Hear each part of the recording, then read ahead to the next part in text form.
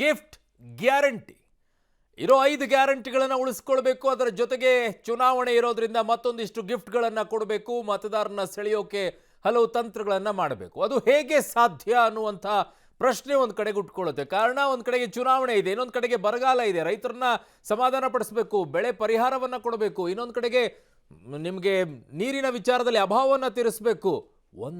ಎರಡ ಮೇವಿನ ವಿಚಾರದಲ್ಲಿನೂ ಗಮನ ಹರಿಸಬೇಕು, ವಿದ್ಯುತ್ತಿನ ವಿಚಾರದಲ್ಲಿ ಗಮನ ಹರಿಸಬೇಕು. ಇವೆಲ್ಲ ಸವಾಲುಗಳು ಈಗ ರಾಜ್ಯದ ಮುಖ್ಯಮಂತ್ರಿಗಳ ಮುಂದೆ ಇದೆ.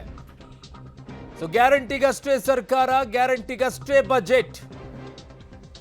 ಗ್ಯಾರಂಟಿ ಹೊರತುಪಡಿಸಿದ್ರೆ ಎಲ್ಲ ಲೊಳಲೊಟ್ಟೆ ಅನ್ನುವಂಥ ಟೀಕೆಗಳನ್ನ ಈಗ ವಿರೋಧ ಪಕ್ಷಗಳು ಮಾಡ್ತಾ ಇದ್ದಾರೆ. ಗ್ಯಾರಂಟಿಯ ವ್ಯಂಗ್ಯ ಎದುರಾಳಿಗಳಿಗೆ ನಾಳೆ ತಿರುಗೇಟನ್ನು ಕೊಡೋಕೆ ಸಿದ್ದರಾಮಯ್ಯನವರು ರೆಡಿ ಆಗಿದ್ದಾರಂತೆ. ಗ್ಯಾರಂಟಿಗಷ್ಟೇ ಸರ್ಕಾರ ಅಲ್ಲ ಅನ್ನುವಂಥ ಸಂದೇಶ ರವಾನೆ ಮಾಡ್ತಾರೆ. ಬಜೆಟ್ನಲ್ಲಿ ಇನ್ನಷ್ಟು ಸರ್ಪ್ರೈಸ್ಗೆ ಸಿದ್ದರಾಮಯ್ಯನವರು ಸರ್ಕಸ್ ಮಾಡಲಿದ್ದಾರೆ. ಸರ್ಕಸ್ಸೇ ಮಾಡಬೇಕು, ಬೇರೆ ಆಪ್ಷನ್ನೇ ಇಲ್ಲ. ಈಗಿರುವಂಥ ಬಜೆಟ್ನ ಇದರಲ್ಲಿ ಸರ್ಕಸ್ಸೇ ಮಾಡಬೇಕು.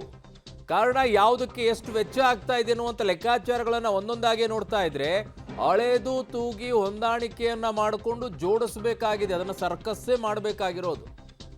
ಅಥವಾ ಹೇಳಬಹುದು ಆರ್ಥಿಕ ತಜ್ಞರಾಗಿದ್ದಾರೆ, ಚಾಣಾಕ್ಷತನದಿಂದ ಫೈನಾನ್ಷಿಯಲ್ ಅನ್ನ ಸರಿಯಾಗಿ ಹೊಂದಾಣಿಕೆಯನ್ನ ಮಾಡ್ತಾರೆ ಅಂತ ಹೇಳಬಹುದು. ಹಾಗೂ ಕೂಡ ಬಟ್ ಹಾಗಲ್ಲ.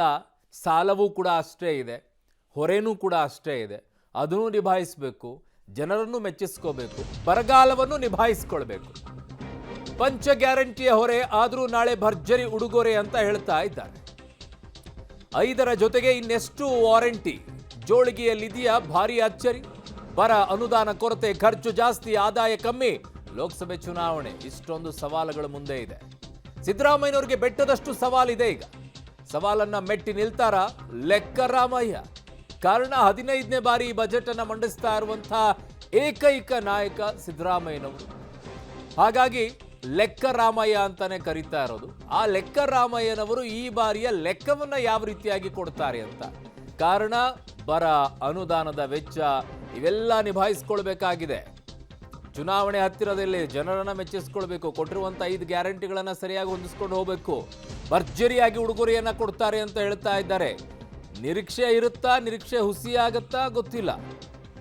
ಸೊ ಎಲ್ಲವೂ ಕೂಡ ಜಾಸ್ತಿ, ಆದಾಯ ಮಾತ್ರ ಕಮ್ಮಿ. ಆದಾಯವನ್ನ ಏರಿಸಿಕೊಳ್ಳೋಕೆ ಎಣ್ಣೆ ಮೇಲೆ ತೆರಿಗೆಯನ್ನ ಜಾಸ್ತಿ ಮಾಡಿದರೆ ಅದರ ಮೂಲಕವಾಗಿ ಆದಾಯ ಹೆಚ್ಚಾಗಿ ಬಂದಿದೆ ಅಂತ ಹೇಳ್ತಾ ಇದ್ದಾರೆ. ಆ ರೆವಿನ್ಯೂ ಅನ್ನ ಅದನ್ನ ಹೇಗೋ ಸರಿದೂಗಿಸ್ಕೊಳ್ಳುವಂತ ಪ್ರಯತ್ನವನ್ನ ಮಾಡ್ತಾ ಇದ್ದಾರೆ.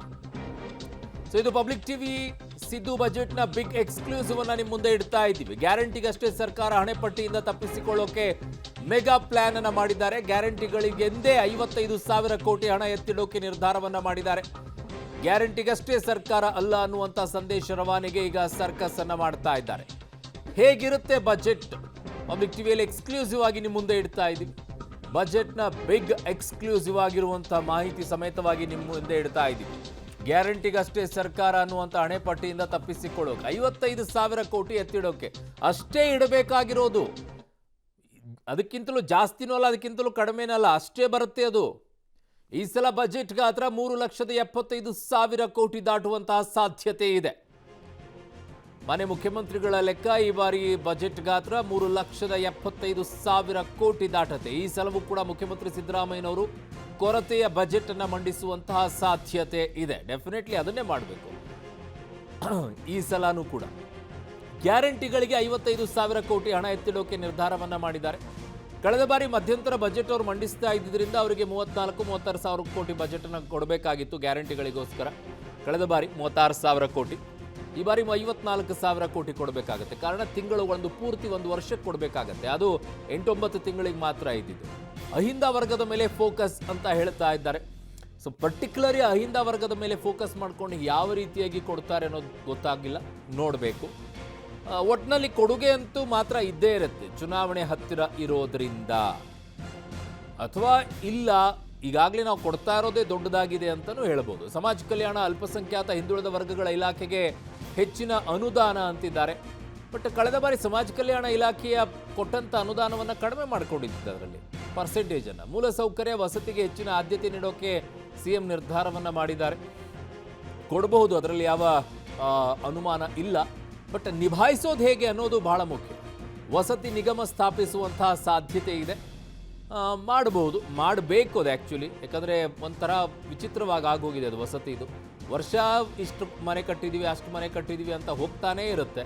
ಅದು ಯಾವಾಗ ಮುಗಿಯುತ್ತೆ ಅಂತ ಇಲ್ಲಿವರೆಗೂ ಗೊತ್ತಾಗಿಲ್ಲ. ರೈತರಿಗೆಂದೇ ವಿಶೇಷ ಬಂಪರ್ ಯೋಜನೆಯ ನಿರೀಕ್ಷೆಯನ್ನು ಮಾಡುತ್ತಾ ಗೊತ್ತಿಲ್ಲ. ಯಾಕಂತಂದ್ರೆ ಈಗ ಅವ್ರಿಗೆ ಬರ್ತಾ ಇದ್ದಂಥ 4,000 ರೂಪಾಯಿಯನ್ನು ಈಗಾಗಲೇ ಕಡಿತಗೊಳಿಸಿದ್ದಾರೆ. ಬಂಪರ್ ಹೇಗೆ ಕೊಡ್ತಾರೆ? ಮಹಿಳೆಯರಿಗೆ ಹಾಲಿ ಇರುವಂಥ ಯೋಜನೆಗಳು ಮುಂದುವರಿಕೆ ಸಾಧ್ಯತೆ ಇದೆ.